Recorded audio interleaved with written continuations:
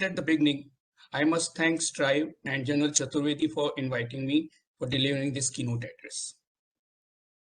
As for the US intervention in Afghanistan is concerned, it has become as much a history as British intervention of 1839 to 1919. Various theories have been given and more will come. Why it happened, what was the reason of failure. But it is our here what I have been told to give some kind of logic to it. My request to everyone is to study more and see, look at the history, look at the ethnicity, look at the neighbors, look at the stakeholders, look at the national interest. That will tell you why it has happened and why US could not succeed.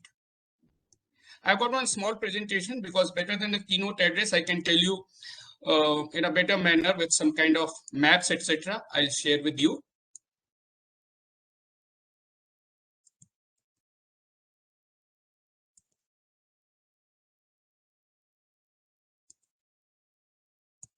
Okay, let's start with geography because this is the oldest one and it doesn't change. This is the topographical map taken from the Google Earth. Just look at this area. All around Afghanistan, there are different countries. You can see the green patch, you can see the snow, you can see sea. All these countries have got something to sustain. The fertile lands, there are rivers flowing. You've got sea, from there you can carry out your trade. But in center is Afghanistan. It has got only mountains, bare mountains. There's no greenery out there and desert. Afghanistan has river, but the rivers are snow-fed. So if the snow is frozen, there's no water in the river. If the snow is melted away, there is no water in the river. Only when the snow is melting, there's some water in the river. So Afghanistan produces nothing, just some dry fruits or opium. Why will anyone come to Afghanistan? In cost-benefit analysis, coming to this difficult terrain and feeding its people, what will you take out of this? So no one ever came to Afghanistan for nation building. Everyone right from the history came to Afghanistan because India was on this side. It was either transit to India or stopping transit to India. That was great game for which Britain went there. Now let's see another map. There's the normal political map. Before we go over the map, few things. In earlier Soviets did a survey and subsequently US did a survey in 2006. They found loads of minerals and ores in Afghanistan. That includes iron, copper, silver, gold, lithium, rare earth. US estimated it to be about $1 trillion, and if Afghanis are to be believed, it was $3 trillion. China itself invested in Ayank mines in 2006, but not one digging has started in Ayank mines. Why that has happened? Now look at the stakeholders. On the north are Tajikistan, Uzbekistan, and Turkmenistan, all erstwhile Soviet states, now under Russian influence. They wouldn't like US to succeed. In the west is Iran, Western sanctions. It didn't want US to succeed. In south and east is Pakistan, almost client country of China. It didn't want US to succeed. With the result, nothing happened in Afghanistan in last 20 years. If anyone remembers the TAPI, Turkmenistan, Afghanistan, Pakistan, India pipeline, it is still on design board. But now China, US is out, and China is the one who is influencing all these countries. Is anything possible in Afghanistan? When we are on this map, just look at another feature. There is this, just look at the cursor, there is this necklace road in Afghanistan. In the north, it connects Turkmenistan and Tajikistan. From there, one can go for trade in Central Asia. In the south, it used to connect Peshawar and Quetta. And from Peshawar and Quetta, one could go to Karachi and Gwadar for trade. What India did in 2006, which was earlier attempted by Americans in 1960 and 70 and Russians in 70 and 80, to connect this point Delaram on this necklace road to the border Jaranj and to the Iranian road network at Jahedan. we given the Afghanistan another outlet to carry out the trade. What happened in 2011 when this road became operational?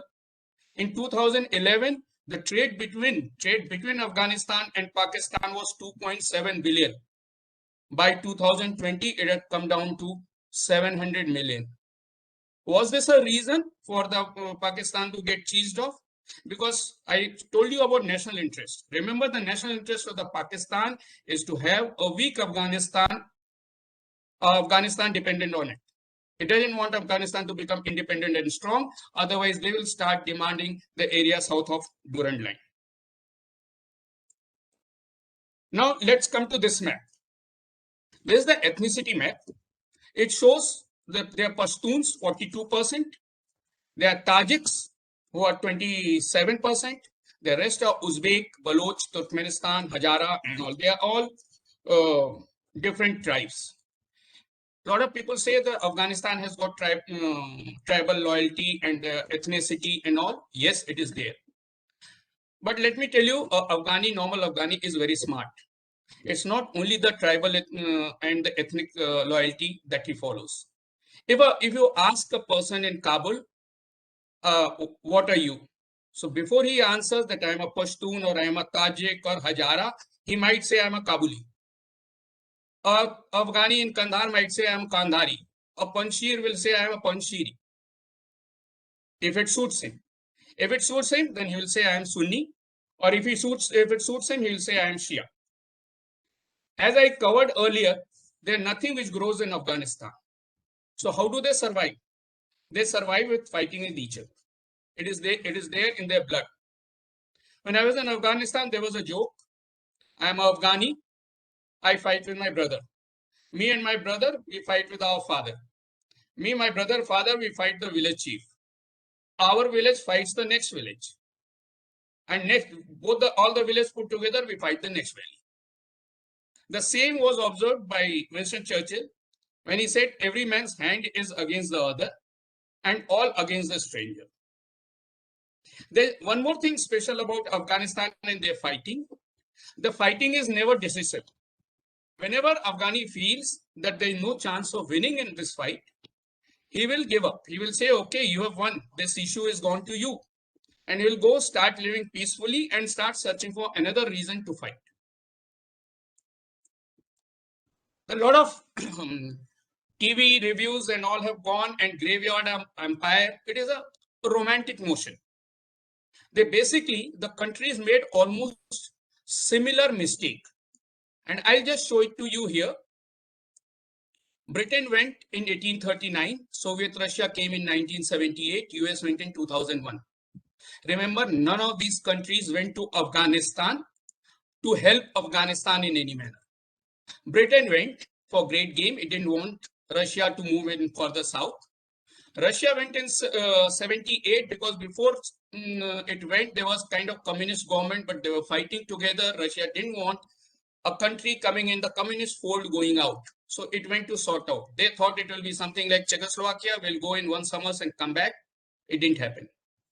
US went in 2001, chasing Osama bin Laden, aimed to uproot Al-Qaeda and overthrow Taliban. Now what happened? Once they reached there, they found that they cannot really come back. After reaching there, you'll just see the similarity between all three. After reaching, Britain went there. Dost Muhammad Khan, who was the popular king, they removed Dost Muhammad Khan, replaced him with Shah Suja. Now, Afghani is seeing an infidel has come to my Islamic land. He has removed my king and has put another guy.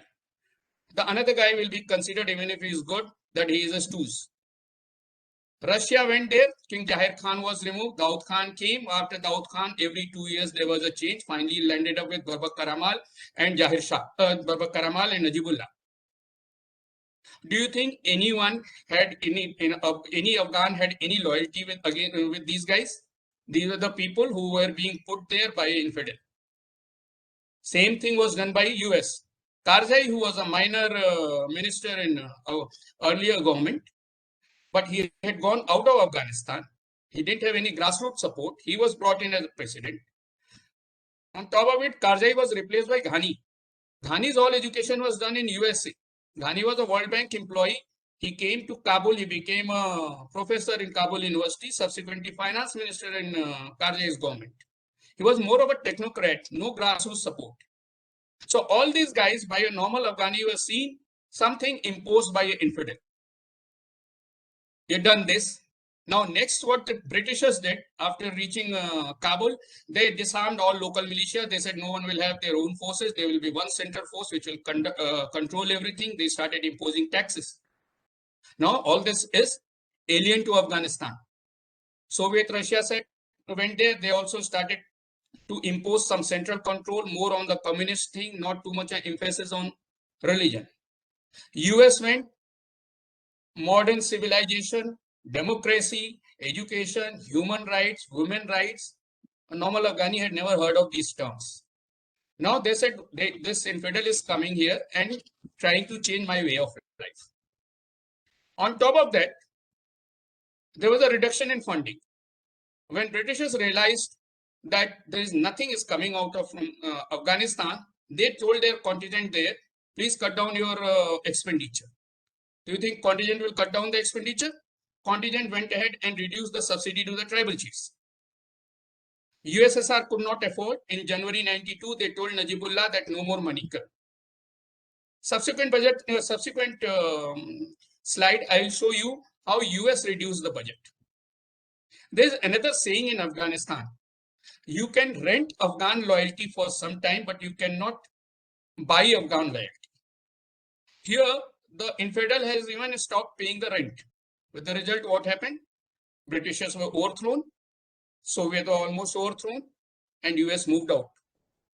Credit to US that moved out after 20 years. They survived for 20 years.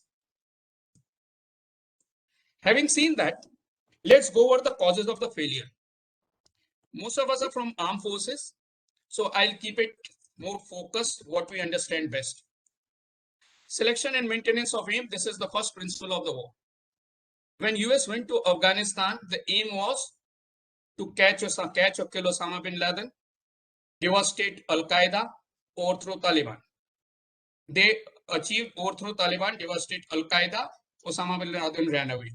But they couldn't leave Afghanistan, otherwise Taliban could have come back. So there was a change in aim, they decided to stay there. When they were staying there, they decided that we might as well change the government. They started bringing Western style of democracy. Change of aim. Halfway through Western style of democracy, they started Iraq war. The effort shifted to Iraq. Obama came, the entire theory got changed. It became AFPAC. At no point of time, there was a fixed aim in Afghanistan. How do you expect them to win? There was this gentleman, Machiavelli, in 1500. He was in Italy. He wrote a lot about different states and their relations. Machiavelli in 1500 wrote, do not trust exiles. Because exiles have got their own axe to grind. What US did, even in Iraq, they brought Jalal Talabani and made him, who was a Kurd, made him prime minister there. And we saw the result in Iraq. In Afghanistan also, they brought Karzai and Ashraf Ghani, who were almost in exile. In 2002 and 3, there was an effort where Taliban wanted to come back to the mainstream. But US depended on the Northern Alliance. Northern Alliance were in exiles. Northern Alliance never wanted Taliban to come into mainstream. They advised against it. US never listened to the other side, where the Karzai was cheesed off also subsequently, and we know the history. Now, Machiavelli also mentioned that whenever you're going to another country to occupy it, go with the overwhelming force. In army, we know this much more, troop to population ratio, etc. Because then it cuts down your exposure. You will achieve your job faster and it cuts down your exposure. Just 2 years before coming to Afghanistan, US and Allied had gone to Kosovo. Kosovo, they went with 50,000 troops. And you know the population of Kosovo is 1.9 million. Now, if I compare it with Afghanistan, Kosovo population 1.9 million, Afghanistan population in 2001 was 21.6 million. Kosovo is 1/10 size of Afghanistan. Afghanistan terrain is much more difficult. Against 50,000 troops in Kosovo, Afghanistan by end of 2002 had 8,000 US soldiers on ground. Do you expect them to win? Next comes the funds. The similar thing had happened in Europe. Bosnia had gone through a war. And remember, Bosnian war was not as long as Afghan war. They still had the infrastructure and some kind of system going there. US and Ally got together and they decided for first few years, the expenditure in Bosnia should be done $1,600 per inhabitant per year. What was this figure for Afghanistan? $50 per inhabitant per year. Where is the comparison? The introduction of new system, partly I have covered it earlier. When US invaded Afghanistan, they wanted to bring Western style of democracy.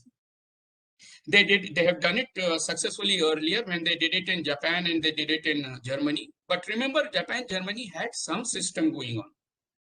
In Afghanistan, there was no system. There was just village and some kind of jirga going and people get together and decide each other's fate.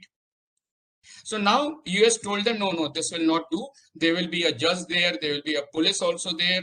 We will study, we will teach law to everyone. But there will be schools. There will not be any madrasa. It was a new system. Now for a new system to work, it has to be successful. Now Afghan tribal mentality, they started with a doubt. But now this new system didn't function at all. There were no judges. There was lack of police. Schools were there, but there were no teachers. So where does an Afghani go for his problem? Taliban stepped in, started moving in, started taking up the place and filling up the vacuum. There was no long-term plan when US went there. US went with every president, every new president who came, the first thing they announced was the withdrawal time for Afghanistan. In fact, US didn't plan for a 20-year war and didn't lose a 20-year. US lost one year war 20 times. That was the thing, because every year the war was planned from year to year. There was no long-term planning. When US went there, it was war against terrorism. They wanted to catch Osama bin Laden. They wanted to uproot Al-Qaeda. Slowly, this war against terrorism converted into war against insurgency. They didn't announce it as much because then they had to take some other actions. Now, all of us know if it is war against insurgency, the insurgent hideouts have to be hit. Insurgent hideouts were in Pakistan. Almost similar situation is in Vietnam when North Vietnamese were attacking from neighboring countries. US didn't attack Pakistan. Now people will ask, why didn't US attack Pakistan? That was the Pakistan factor. By coming to Afghanistan, US really boxed itself in a corner. As I covered earlier, US couldn't have come to Afghanistan from north because Russia was there. Couldn't have come from west because Iran was there. The only way that US could have come through Pakistan. So all these 20 years, US had to cajole Pakistan. You had to bribe. US had to bribe Pakistan. You had to keep Pakistan in good humor. At height of insurgency, US contractors used to pay almost about $1,000 per truck for it to transit from Pakistan to Afghanistan. Most of this money went to drug smugglers, local warlords, and Taliban. A lot has been said about US troop withdrawal from Afghanistan and meltdown of Afghan army. In real sense, this troop withdrawal it didn't happen overnight. We were surprised because we never expected US to leave. Otherwise, writing was there on the wall. If you see in this graph, there is a massive drawdown in 2014. December 2014, Obama announced that there will not be any more combat operations involving US troops. We will only be in support. There onwards, US stopped fighting in Afghanistan except for providing the air support. In 2019, US came out with a document, strategic document, where they changed Sino-Pacific to Indo-Pacific, and Sino-Pacific, Indo-Pacific started from western coast of US to western coast of India. It mentioned China, Russia, Iran, North Korea. It didn't mention Afghanistan. In 2016 itself, US started talking to Taliban in Doha. What were Afghanis waiting for? It was clear writing on the wall that US is going to leave. In the end, in July, May, June, July, how many troops did US pull out from Afghanistan? Just about 2,500 troops. These troops were not fighting the war. They were mentor, they were trainer, they were arranging the airstrikes. So it shouldn't have come as a surprise that US has pulled out. No, they have pulled out in a methodical manner. If you look at the budget also over a period of time, it went close to 2011. There onwards, the defense budget as well as the reconstruction budget was reducing in Afghanistan. And like any other graph, it will finally touch zero. Now, a lot of people say that the Afghan forces melted. They didn't put up any resistance. In January 2019, this was the slide which President Ghani showed at Davos. From 2014 to 2019, 45,000 Afghan defense personnel died in war. Just 72 Western forces. All the fight, December 2014 onward, was conducted by Afghan National Defense Forces. But I covered earlier, all the fighting, the Afghan fights for a reason. Now, Afghan was fighting, this National Defense Forces were fighting because Taliban said that this infidel has to go out of Afghanistan. That was one reason. And Ghani government has to go. That was second reason. Now, Afghanistan Defense Forces saw that infidel whom they were trying to save has started talking to Taliban. And by 2019, 2021, they were saying that the infidel is going away. And when this infidel goes, who is going to support Ghani government? Ghani government will also go. So now, is there any rationale? Is there any logic behind any fighting? At the end of it, you are also Afghan. I am also Afghan. I don't have any reason because I'm not saving anything. And because the wars are not to be decisive in Afghanistan, they just melted away. We'll find another reason, another day, and we'll come back. So a meltdown in Afghanistan didn't take place in isolation. It happened. Request to conclude, sir. The request to conclude, sir, please. Yeah. Last part. Now I'll leave you with some points. Is there any concern in Western world? Remember, Taliban was there from 1996 to 2001. Their policy against human rights and women rights was same. They have promised US that they will not be attacking US from their soil. And in 2001 also, had they handed over Osama bin Laden, US wouldn't have attacked them.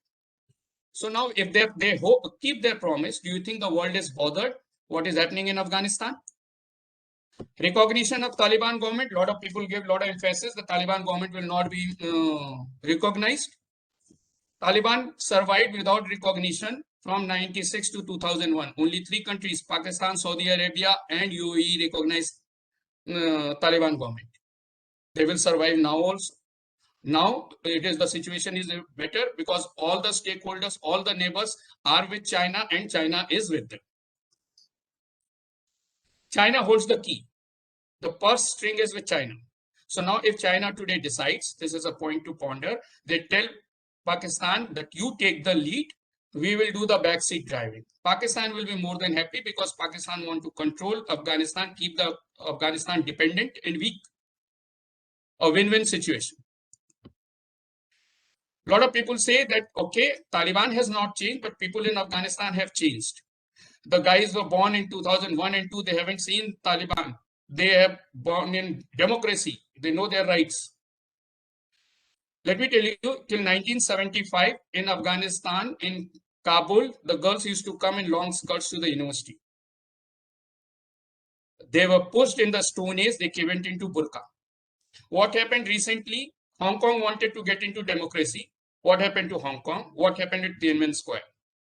Do you think it will take very long for Taliban, who are much more ruthless and cruel than what China can do, to push people back to Stone Age? The problem will come, who will foot the bill?